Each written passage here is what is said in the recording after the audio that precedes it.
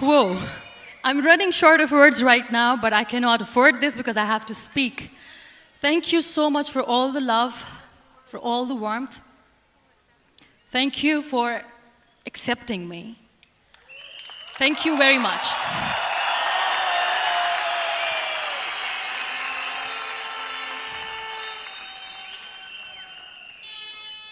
Well, I always start my talk with a disclaimer. And that disclaimer is that I've never claimed to be a motivational speaker. Yes, I do speak, but I feel more like a storyteller because wherever I go, I share a story with everyone. Well, it is a story of a woman whose perfectly imperfect life made her who and what she is today. It's the story of a woman who, in pursuit of her dreams and aspirations, made other people realize that if you think that your life is hard and you're giving up on that because you think your life is unfair, think again. Because when you think that way, you are being unfair to your own self. It's the story of a woman who made people realize that sometimes problems are not too big. We are too small because we cannot handle them.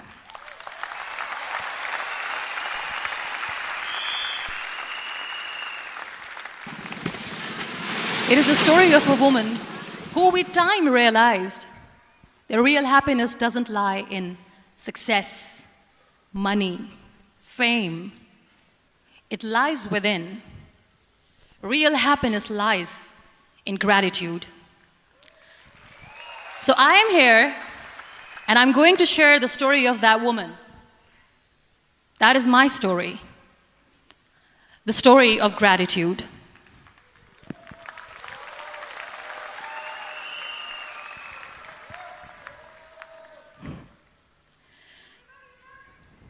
I love you too. I love you all. I believe in the power of words. Many people speak before they think. But I know the value of words. The words can make you, break you, they can heal your soul, they can damage you forever. So I always try to use the positive words in my life wherever I go. They call it adversity, I call it opportunity. They call it weakness, I call it strength. They call me disabled, I call myself differently abled. They see my disability. They see my disability, I see my ability. There are some incidents that happen in your life, and those incidents are so strong that they change your DNA. Those incidents or accidents are so strong that they break you physically. They deform your body, but they transform your soul.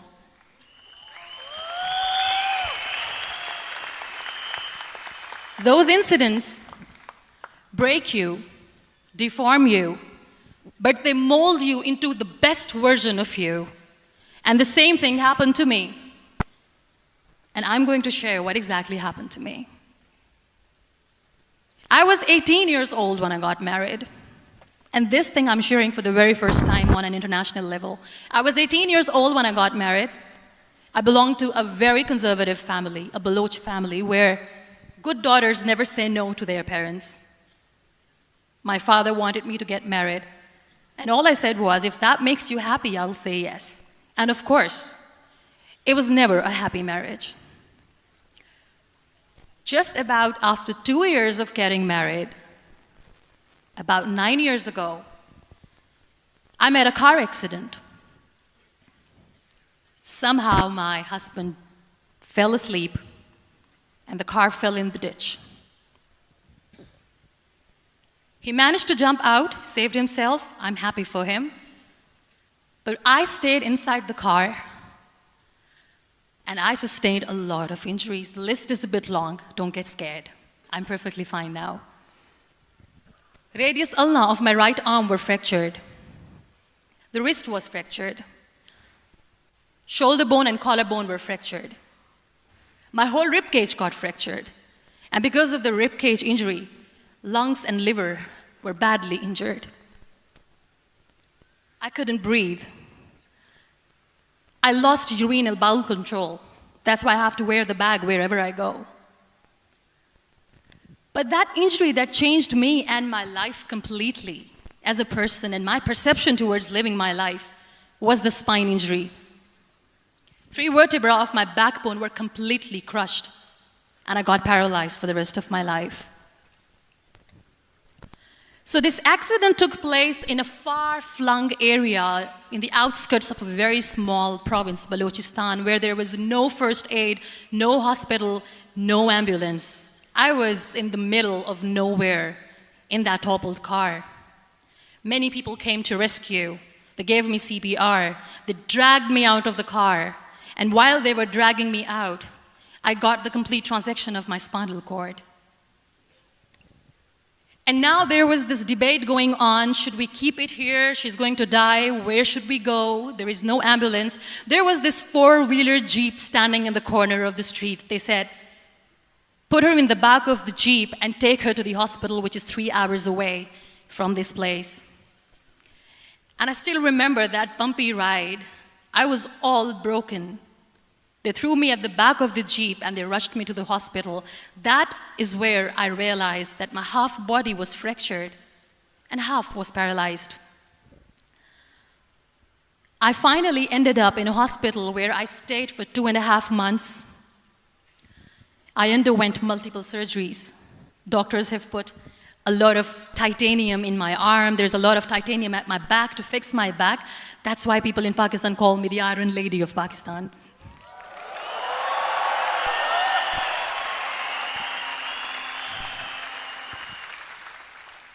Sometimes I wonder how easy it is for me to describe all this all over again. And somebody has rightly said that when you share your story and it doesn't make you cry, that means you have healed.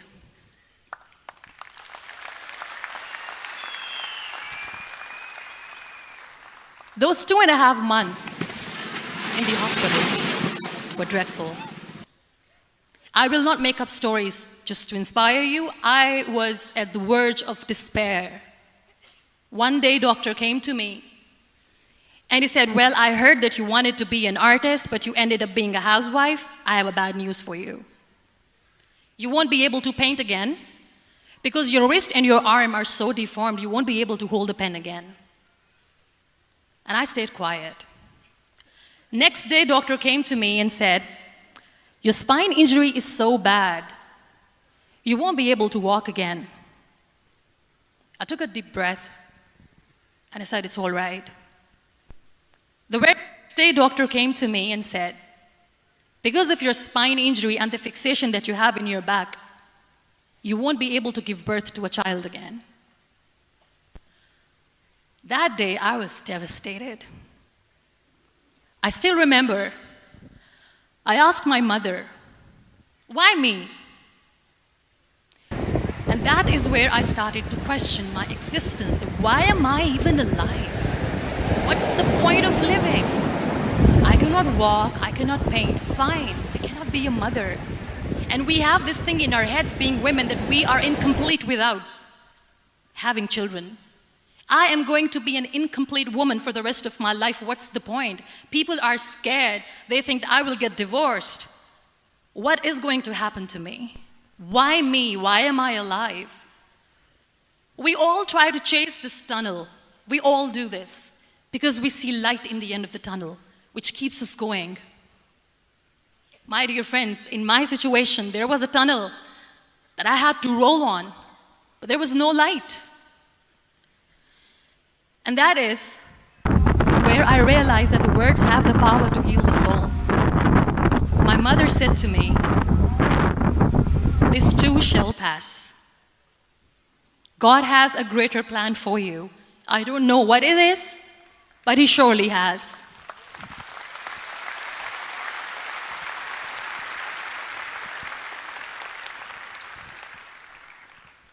And in all that distress and grief, somehow or the other, those words were so magical that they kept me going. I was trying to put that smile on my face all the time, was hiding. It was so hard to hide the pain, which was there. But all I knew was that if I will give up, my mother and my brothers will give up too. I cannot see them crying with me. So what kept me going was, one day I asked my brothers, I know I have a deformed hand, but I'm tired of looking at these white walls in the hospital and wearing these white scrubs. I'm getting tired of this. I want to add more colors to my life. I want to do something. Bring me some colors. Bring me some small canvas. I want to paint. So the very first painting I made was on my deathbed, where I painted for the very first time. It was not just an art piece or just my passion. It was my therapy. What an amazing therapy it was. Without uttering a single word, I could paint my heart out. I could share my story. People used to come and say, what lovely painting, so much color. Nobody could see the grief in it. Only I could. So that's how I spent 2.5 months in my hospital, crying, never complaining or whining, but painting. And then I was discharged, and I went back home. And I went back home, and I realized that I have developed a lot of pressure ulcers on my back and on my hip bone. I was unable to sit. There were a lot of infections in my body, a lot of allergies. So doctors wanted me to lie down on the bed straight for not 6 months, for not 1 year, for 2 years. I was bedridden, confined in that one room, looking outside the window, listening to the birds chirping, and thinking maybe there will be a time when we'll be going out with the family and enjoying the nature. That was the time where I realized how lucky people are, but they don't realize. That is the time where I realized that the day I'm going to sit, I'm going to share this pain with everyone to make them realize how blessed they are, and they don't even consider them lucky. There are always turning points in your life. There was a rebirth day that I celebrated. After 2 years and 2.5 months, when I was able to sit on a wheelchair, that was the day when I had the rebirth.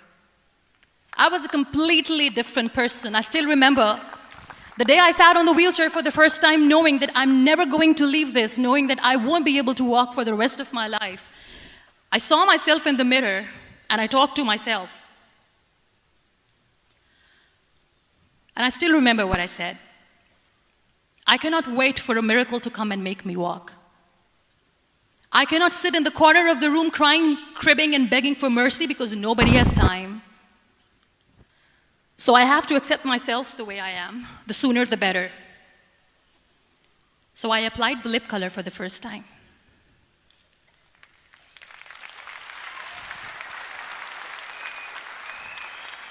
And I erased it. And I cried. And I said, what am I doing? A person on a wheelchair should not do this. What will people say? Clean it up. I put it again. This time I put it for myself. Because I wanted to feel perfect from within.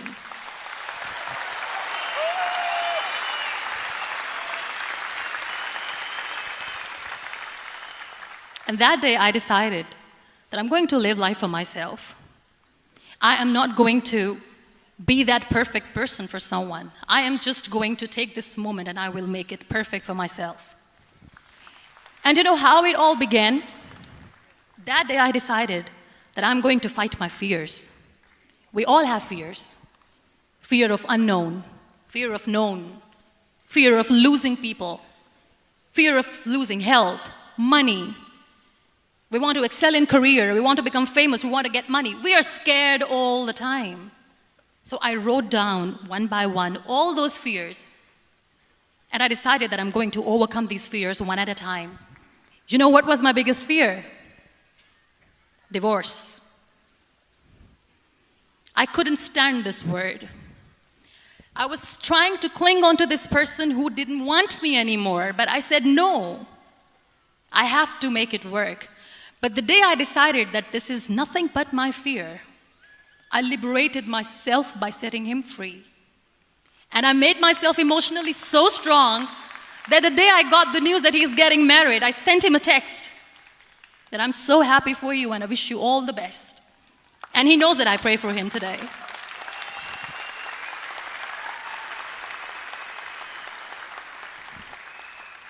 My biggest fear, number 2, was I won't be able to be a mother again. And that was quite devastating for me. But then I realized there are so many children in the world, all they want is acceptance. So there is no point of crying, just go and adopt one. And that's what I did.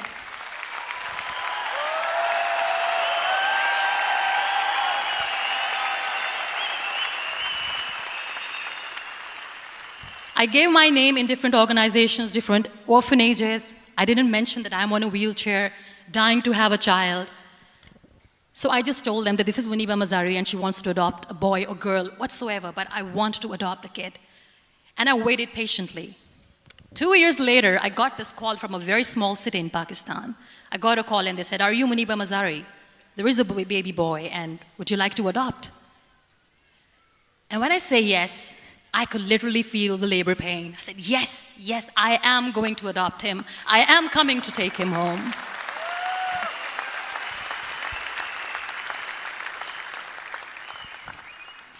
And when I reached there, the man was sitting and he was looking at me from head to toe. And in back of my head, I kept thinking that, oh my God, he's going to say she's on the wheelchair, she doesn't deserve it.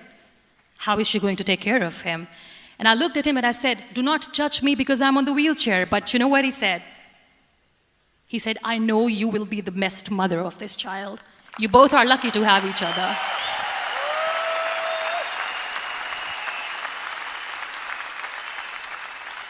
And that day, I was 2 days old, and today he's 6.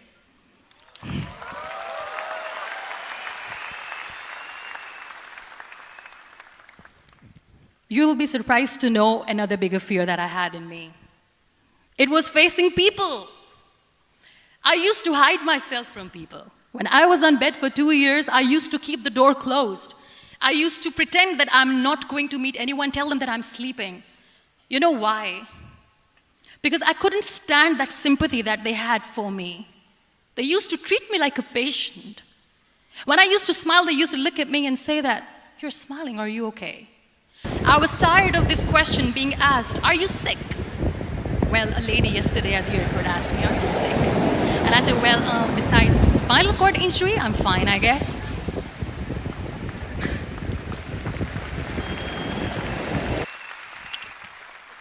But those are really cute questions. They never used to feel cute when I was on the bed. So I used to hide myself from people, knowing that, oh my God, I'm not going to see that sympathy in their eyes. It's all right. And today I'm here speaking to all these amazing people because I have overcome the fear.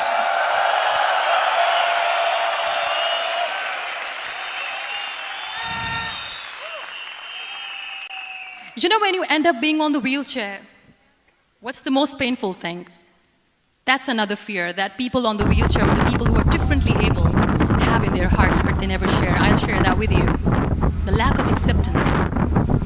People think that they will not be accepted by the people because we, in the world of perfect people, are imperfects. So I decided that instead of starting an NGO for disability awareness, which I know will not help anyone, I started to appear more in public. I started to paint. I always wanted to. I have done a lot of exhibitions. I'm Pakistan's first wheelchair-bound artist. I have done a lot of modeling campaigns, different campaigns for brands like Tony and Guy.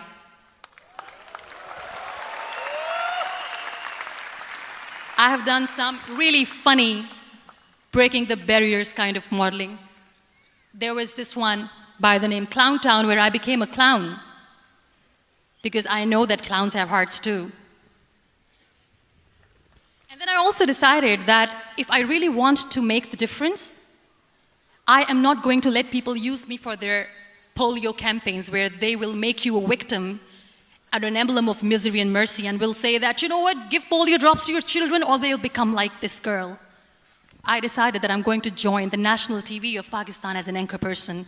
And I've been doing a lot of shows for the last 3 years.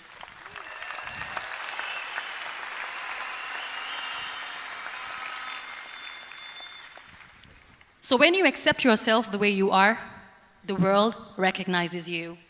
It all starts from within. Thank you. I became the National Goodwill Ambassador for UN Women Pakistan, and now I speak for the rights of women and children. We talk about inclusion, diversity, gender equality, which is a must. I was featured in BBC 100 Women for 2015. I'm one of the Forbes 30 under 30 for 2016. And it all didn't happen alone. You all are thriving in your careers. You have bigger dreams and aspirations in life. Always remember one thing. On the road to success, there is always we, not me. Do not think that you alone can achieve things. No. There is always another person who is standing behind you, maybe not coming on the forefront, but behind you, praying for you and supporting you. Never lose that person. Never.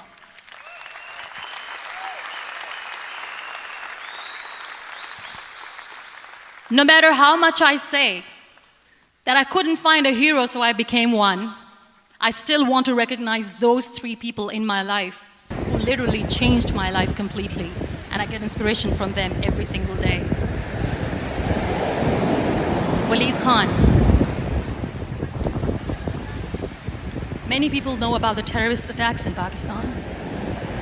We have lost many people. And I'm sharing this with a very heavy heart because we actually have lost a lot of people in this huge turmoil of terrorism. These people are barbarians. They do not see people. They're even worse than animals. They have killed people in mosques. They have killed people in churches, temples, even in schools.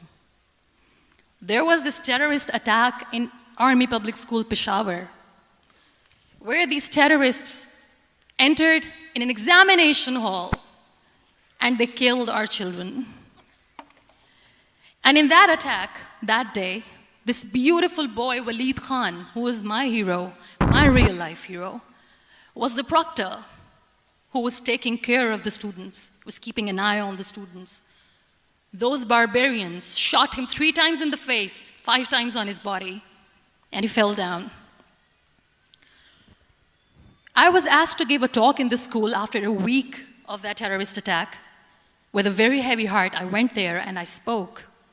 We sang a few national songs. I thought that maybe I've done my part, but deep inside, it was killing me. I could see children injured. I could see children sitting on the wheelchairs, looking at me, wondering, what next? What was our fault? Just because we were here to give examination, we have been shot. So many people, so many children lost their friends. Their classrooms were empty. The next day they went to the classroom. So this kid, Waleed Khan, I was asked that he is in a hospital right now, and you have to go and see him and motivate him and tell him that it's going to be okay. And when I saw Waleed Khan coming on the wheelchair for the first time in front of me, his face was all deformed. His leg was fractured, his arm was fractured. He couldn't talk, he lost his teeth. He cannot sneeze, he cannot smell. He cannot eat. And I kept thinking, what should I say? That everything is going to be all right? No, nothing is all right. And while I was juggling with the words, what to say, what not to say, this beautiful child, Waleed Khan, came to me and he said, "Are you Muniba Mazari?" I said, "Yes." He said, "Baji, let's take a selfie."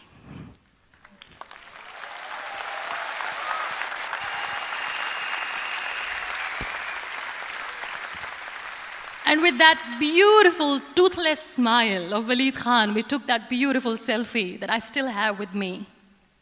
I don't share that here because he was in a very bad shape that time. And that is where I realized that when I was thinking too much about his deformities, he's happy with himself. He doesn't even care. Because today he goes in the same school, and when somebody asks him that what happened to your face, why so many scars, you know what he says?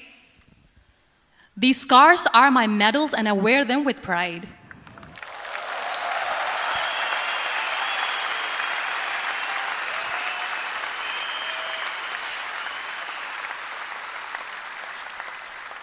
And how beautifully he says the terrorists wanted me not to study. I am going to study. I will become a doctor one day. And this is my way of taking revenge from those terrorists. Another real-life hero, of course, my son. His name is Nile, N-I-L-E, River Nile. I learned so much from this kid. The first and foremost thing is patience. How to be patient when you know that your mother cannot walk, when you know that your mother is different from the other women, when you know that your mother cannot go out and play with you, how to stay calm. He loves football. And when we got the very first football, he was 4 years old. He was super excited. I still remember he came in the room and he said, "Mom, let's play football." And he kept the ball in my feet. And he said, "Let's kick it." And that day I felt disabled. I said, "I cannot kick the ball." And I was down with the same face. He looked at me and he said, "Well, that's all right. Your legs are not working, but your hands do. Let's play catch the ball."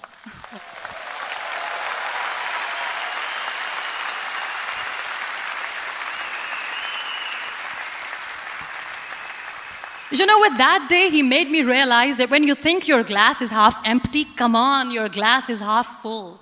It's all in here and here. Last but not least, the woman who made me realize that heroes have no gender. The woman who believed in me even when I was completely at the verge of despair, where everybody left, she was there. And every time I looked at her, without saying anything, she used to look at me and said, "This too shall pass. God has a bigger plan. And one day you will say that, oh my God, that is why God has chosen me." She never cried in front of me. She has always said that there will be haters, there will be naysayers, there will be disbelievers, and then there will be you proving them wrong. My mother.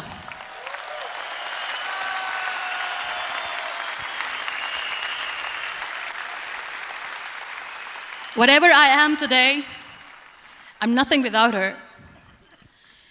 I'm nothing without her. Thank you, Mama. I wish you were here. Thank you for making me who I am today.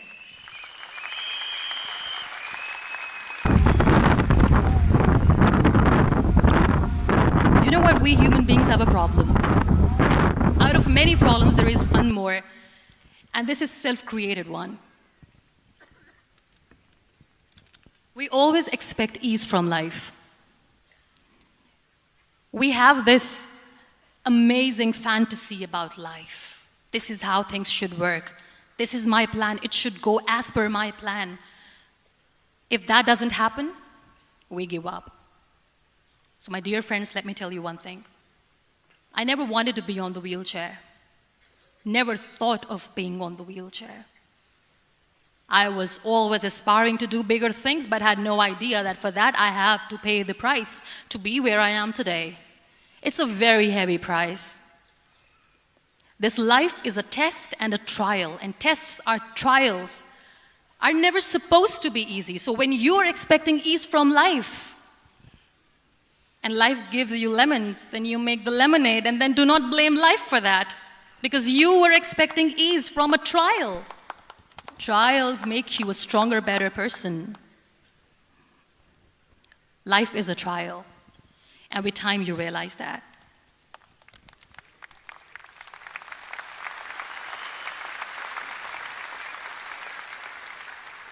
It is okay to be scared.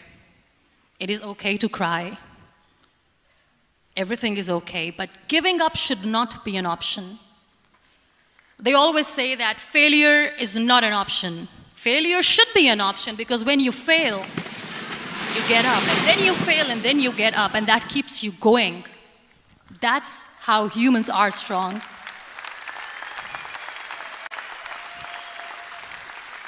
Failure is an option, should be an option, but giving up is not.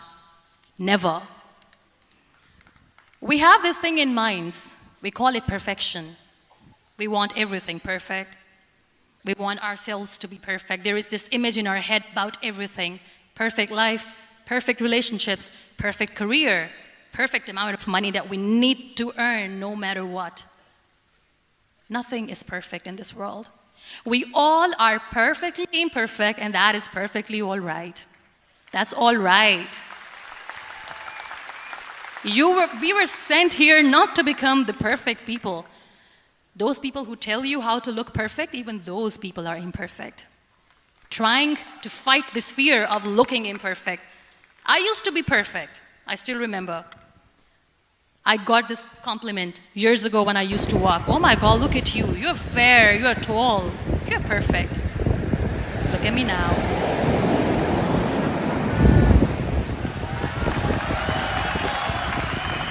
Only the perfect eyes can see that. Only the perfect eyes will see that. Only the perfect eyes will see that. So yes, in all those imperfections, you have to listen to your heart. You don't have to look good for people. You don't have to be perfect just because other people want you to be perfect. If your soul is perfect from within, that's all right. This is all what you want. This is all what you need to be. Our society has made very weird kind of norms to look perfect and great. For men, it's different. For women, it's different. We think too much about what people say. We listen to ourselves too little. You know what makes you perfect? When you make someone smile. You know what makes you perfect? When you try to do something good for the people around you. You know what makes you perfect? When you feel someone's pain. And how beautiful pain is that it connects you with people. No other medium can connect you with others but pain. That's why I always say that I'm in pain, and that's a blessing in disguise for me. Today, just because I'm in pain and I'm on the wheelchair, I work for children. Being the head of CSR for a company, we conduct medical camps in far-flung areas of Pakistan where so many kids die because they don't have medical facilities. And I personally believe just because they cannot afford to live doesn't mean we'll let them die. So we give them money, we give them medical treatment, we try to heal their wounds, physical and emotional. And I also work for the beautiful people, we call them third gender, the transgender community of Pakistan. You know what connects me with them? All my imperfections. When I go and I hug them, they never judge me. And this very good friend of mine, her name is Bijli. Bijli means electricity. She calls herself electricity. And I said, are you electricity? She says, no, I'm lightning. I'm as strong as lightning. Because we have very bad power outage, so she doesn't want me to call her electricity. So she says, I am very strong. I'm thunder, I'm lightning. She came to me, and the first time I hugged her, she said, you are just like me. And I said, yes, I am like you. Because to people, we are so imperfect. So how beautiful these imperfections are, that because of these imperfections, you can connect with people. Then why are we all running after being perfect? What's the point?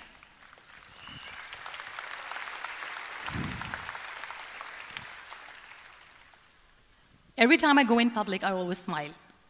It's always a big toothy smile on my face, and people ask me, don't you get tired of smiling all the time? What's the secret? I always say one thing, that I have stopped worrying about the things that I have lost, the people that I have lost. Things and people who were meant to be with me are with me. And sometimes, somebody's absence makes you a better person. Cherish their absence. It's always a blessing in disguise. I always say that people are so lucky they don't even realize. You must be thinking, okay, you're lucky in what sense? Well, the breath that you just took was a blessing. Embrace it.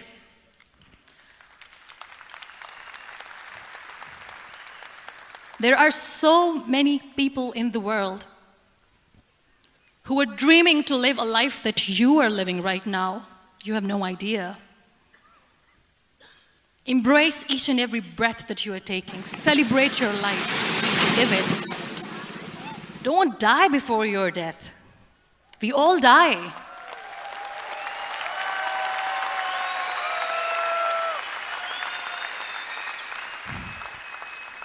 We live this one routine of a day for 75 years and we call it life. No, that's not life.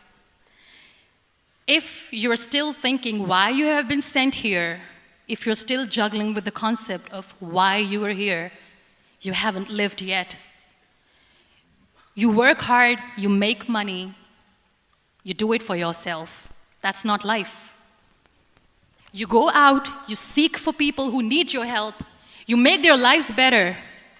You become that sponge which can absorb all the negativity, and you become that person who can emit beautiful, positive vibes. And when you realize that you have changed someone's life, and because of you, this person didn't give up, that is the day when you live. Always.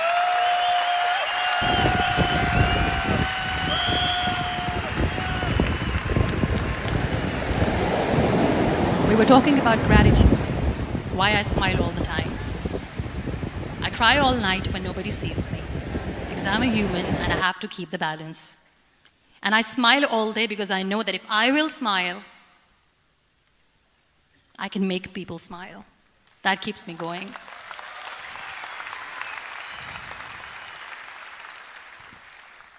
Be grateful for what you have, and you will always, always end up having more. But if you'll cry and if you'll crib for the little things that you don't have or the things that you have lost, you will never ever have enough. Sometimes we are too busy thinking about the things that we don't have that we forget to cherish the blessings that we have. I'm not saying that I'm not healthy and that makes me unlucky, but yes, it is hard. It is hard when I say that I cannot walk. It is hard to say when I wear this bag. It hurts. But I have to keep going, because never giving up is the way to live, always.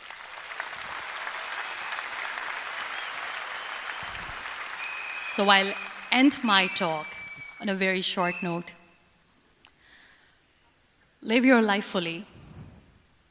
Accept yourself the way you are. Be kind to yourself. Be kind to yourself. I'll repeat, be kind to yourself, and only then you can be kind to others. Love yourself and spread that love.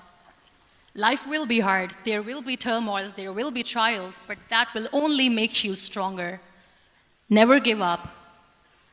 The real happiness doesn't lie in money or success or fame.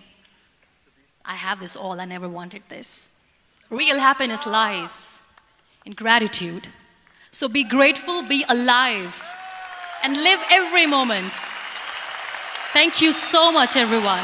Thank you.